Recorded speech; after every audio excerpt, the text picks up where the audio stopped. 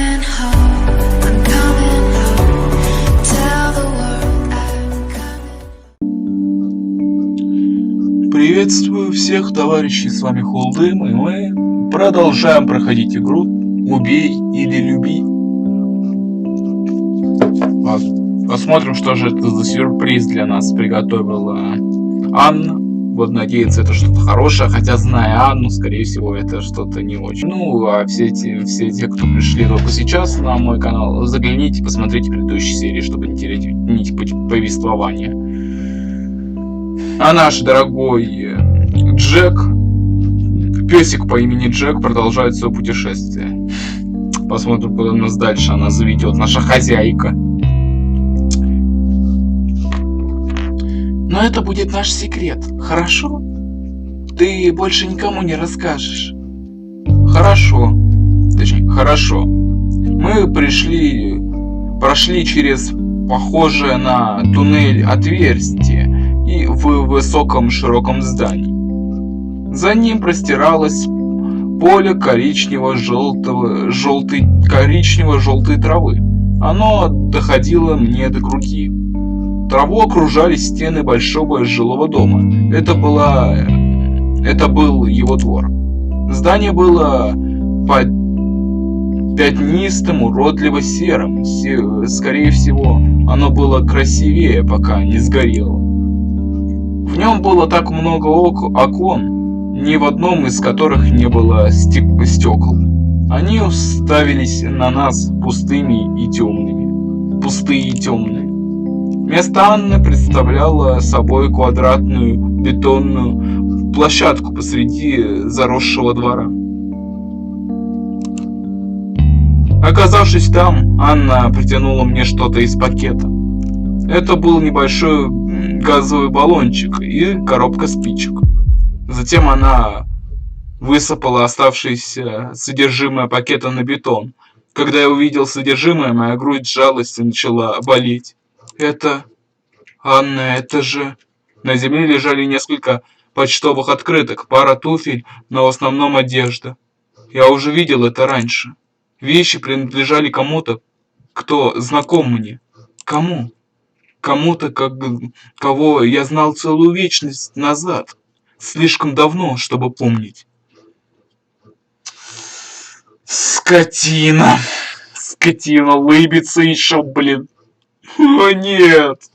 Там шарфик, ее именно не, свитер ее нет. Там же свитер ее лежит, скорее всего. Но я знал, что эти вещи важны. Ты знаешь, что это такое? Да. А не должен был? Это хорошо, если ты все еще узнаешь их. Очень хорошо. Ты не злишься? Я не злюсь. Дай мне это. Она выхватила канистру из моих рук. Она вылила бензин на одежду, обувь и открытки, все до последней капли. Затем она отбросила канистру в сторону и отошла. Канистра издала жестяной пустой звук, издав ударившийся бетон. Тук, тунг-тунг. После этого наступила тишина. Анна, должен ли я? Как думаешь, что ты должен сделать? Ты правда не злишься? Делай то, что считаешь нужным, Джек. И сделай это быстро. Уже темнеет, а я не захватила с собой фонарик. Поэтому я сделал то, что считал нужным. Я зажег спичку. Мне потребовалось 3 попытки, чтобы зажечь ее правильно, из-за моих неуклюжих пальцев. Он серьезно? Ну, отчасти тут он тут не виноват, тут ему мозги, блин, промыли. Я не могу понять. Только непонятно, каким образом. Неужели сидение в 4 стенах настолько сильно ему сильно прям ударило по башке, что он настолько одичал, что просто безропотно делает то, что ему намекают или буквально приказывает Анна. Это прям настолько прям жестко ему, что голову промыли. Прям пипец, как сильно ему голову промыли, если он все это так делает безропотно. Ну, посмотрим, что будет дальше. Ай, блин. Ну это неприятно. Я очень надеюсь, что свитер ее, я вот свитер что-то запомнил. Если я ошибся, уж извините. Значит, я дурак. Дурак именно, который уже ничего не может вспомнить. Так, ладно, вперед давай. Укрывая маленький огонек своей рукой, я поднес его к ее вещам. Они были мокрыми и воняли бензином. Я поднял над ними зажженную спичку. «Что ты медлишь? Разве ты не хочешь этого сделать?» Я не знаю. Мне нужно было сделать то, чего хотела Анна, но от одной мысли об этом мне хотелось лечь и заплакать. Я не мог объяснить, почему эти вещи были так дороги мне. Они просто были мне дороги. Пламя почти достигло моих пальцев. «Анна, я не думаю». «Сделай это!» Я уронил спичку. Маленький огонек коснулся бензина и расцвел. Внезапный жар заставил меня отступить назад. Эти вещи, обувь, одежда и маленькие желтые записки уже потрескивали и превращались в уголь. Анна стояла рядом со мной. Я ждал, что она отругает меня, но она не стала.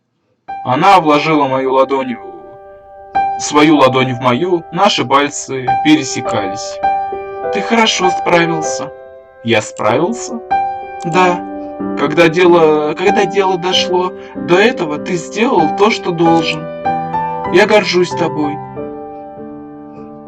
Тепло наполнило мою грудь. Моя тревога за эти разбросанные по земле кусочки пепла исчезла.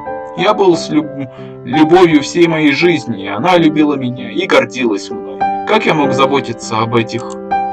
Я даже не мог вспомнить, что это было. Старая одежда? Что угодно. Пипец. Надо что-то выпить. Анна захихикала. Собака хихикает. Ха-ха-ха. Ой.